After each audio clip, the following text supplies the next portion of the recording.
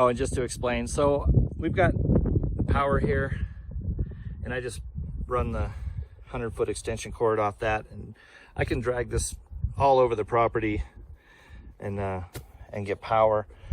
I'll give you a sneak preview. I'm doing another video. I'm putting in a solar array.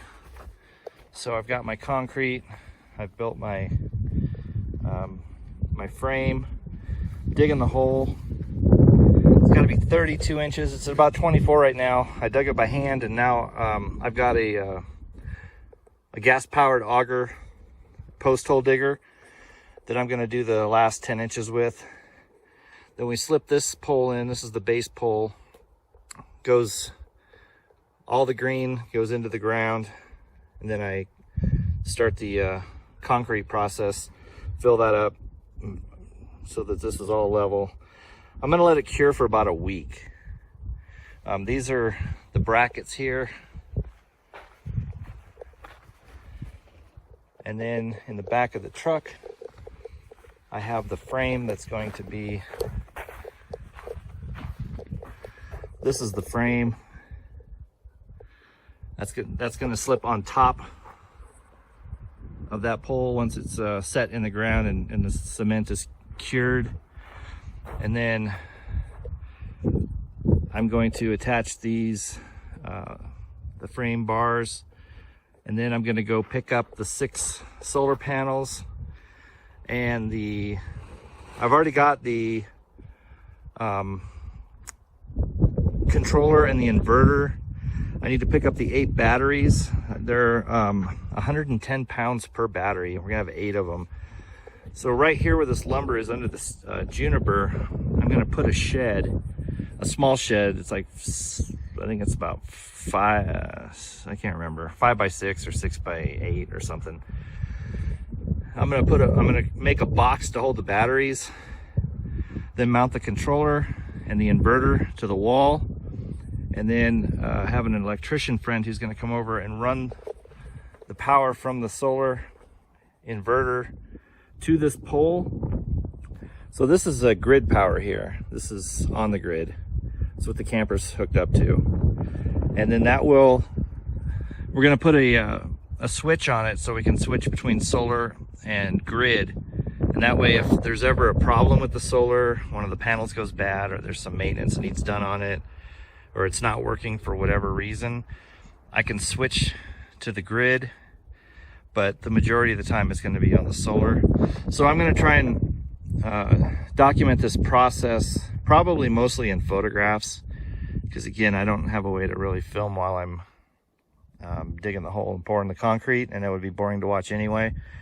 So I'll just show you it in steps up to the point where the array, and it'll go up about so high, the 6 panels, and that should give us a good view of the southeastern sky and the sun going over. Right now it's a little cloudy, sun's right up there.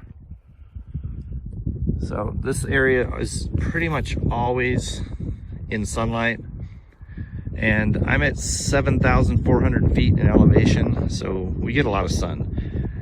The plants, some of the plants are having a really rough time with the elevation and the amount of direct UV sunlight we get here. There's a hummingbird. Where'd he go? Oh, there he is. I don't know if you'll be able to see him. We've got like 7 hummingbird feeders here. There he is.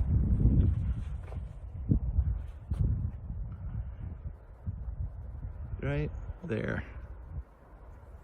And there he goes. Oh, no, there's another one right there. So, a lot of hummingbirds here. Shot a mouse the other night. I know handgun's probably a little overkill for a mouse, but it was dark, and he came from under the house towards a live bait trap I had set up.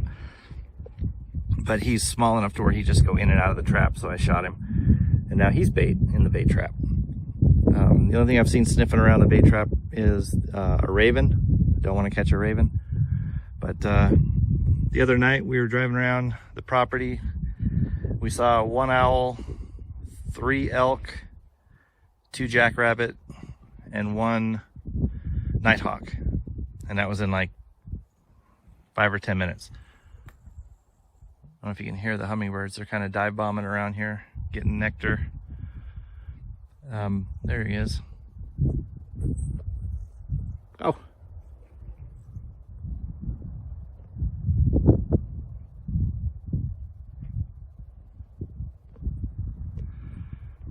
And the other night, we were on the deck, which is,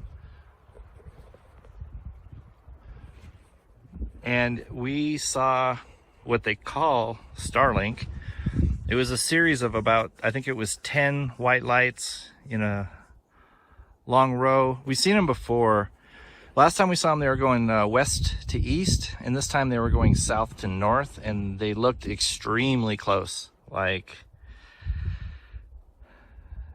lower than commercial airline close. Like they weren't in space. They looked like they were maybe 25, 30,000 feet, maybe.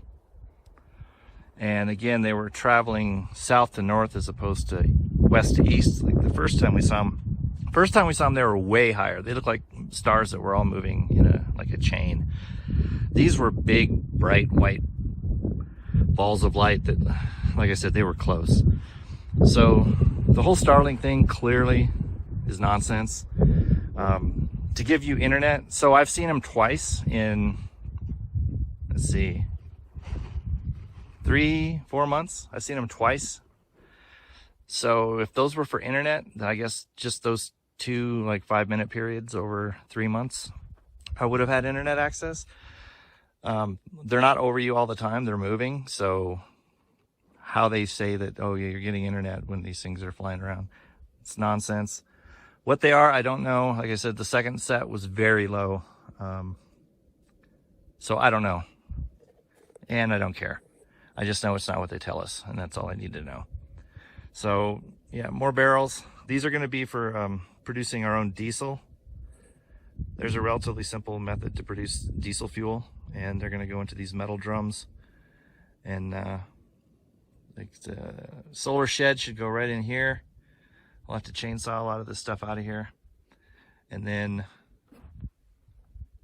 the solar array will be right here. And we're going to get back to the grain barrels.